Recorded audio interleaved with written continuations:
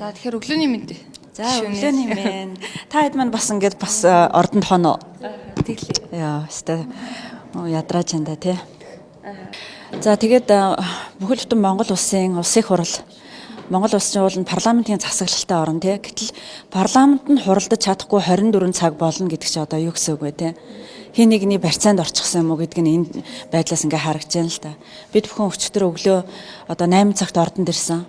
Ингээ бүхэл бүтэн 24 цаг, бараг 24 цаг парламентаа хуралдуулж чадахгүй, эрцээ бүрдүүлж чадахгүй 61 гишүүн одоо ингээд парламентынхаа эрцэд орчихсон. Бусад нөхдийгөө хүлээгээд байж байна. Энэ бол одоо үнэхээр гайхалтай үйл явдал. Ийм үйл явдал өмнө болж байгаагүй байхаа гэж ингэж бодож байна. Таны доктор яг ямар гишүүдтэй яг энэ 20 хэдэн цаг. За нийтдээ одоо ардын намын 31 гишүүн байж байна. За арцлан намаас бол нэг 20-20 гишүүд байгаа. За тэгээ бусад намын 10-аад гишүүд ингээд ирчихсэн байж байна. Тэгээд яагаад бусад нөхдүүд орж ирэхгүй байгаа та бүхэн мэдж байгаа шүү дээ. Өнөөдрийн одоо чуулганаар хилцэх асуудлууд бол мэдээж нэгдүгürt бол засгийн газрыг огцруулах тухай асуудал байгаа. За хоёрдугаарт нь бол улсын хурлын даргаыг огцруулах асуудал байгаа. За мөн одоо бид бүхний одоо амин чухал өнөө маргаашгүй батлах шаардлагатай байгаа 2026 оны улсын төсөв байгаа. Та бүхэн мэдж байгаа өнөөдөр талбай дээр багш одоо эмчнэр маань жагссан байна. Өндөр настангууд маань одоо цалин бүлүүгөө хүлээгээд ингээ бүлтийгээ бид нэр харж байна. Гэтэл бид нар энэ одоо үндсэн ажлаа хийхгүйгээр өнөөдөр ингээд улс төржөөд бүхэл бүтэн 3-7 хоног тий. Уул нь бол Монгол Ардын намын даргын сонгуул болсон.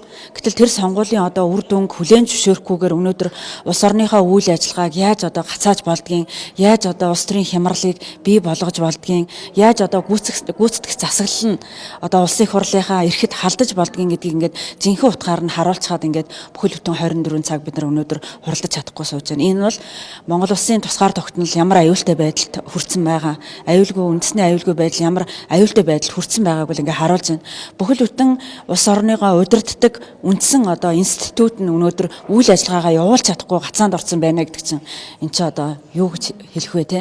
Үнэхээр хэлэх байгаа олдохгүй л байна л да. Тэ. Одоо ер нь эрс бүрдэх болов 3 гишүүн дотор. Мэдгүй би одоо эрс бүрдэх хэсгийг бол хэлж мэдэхгүй байна.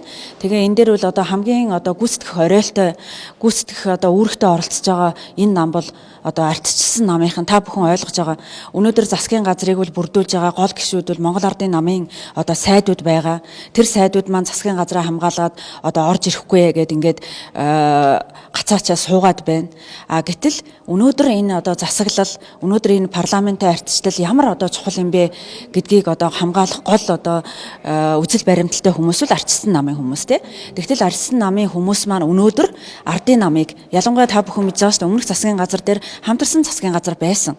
Хамтарсан засгийн газраас ямар одоо ичгүүртэйгээр ардчилсан намынхан хөөгдөж гарч ялаа те. Гэтэл одоо тэр ардчилсан намынхан маань одоо энэ засаг төр маань сайхан ажиллаж байгаа засгийн газар сайхан ажиллаж байгаа шүү дээ гэдээ хамгаалаад ингээд улсын хурлд орж ирэхгүй бас одоо улсын хурлынхаа үйл ажиллагааг ингээд шантаачлаад ингээ хуралдуулахгүй зогсож байгаа нь бол тэр одоо намын үзэл баримтал өнөөдөр юу болцсон юм бэ те. Одоо ингээд бүхэл бүтэн ард түмэн бүхэл бүтэн сонгосон сонгогчдод нь тэр бүгдийг харж байгаа. Тэгэхээр ялангуяа ардчилсан намын нөхдүүдэд бас хэлээсэ энэ одоо ардчлалаа хамгаалах цаг чинь өнөөдөр ардчлалын зарчим юу юм те. Тэгэхээр 3 гишүүн ирэх байхаа гэж найдаж байна.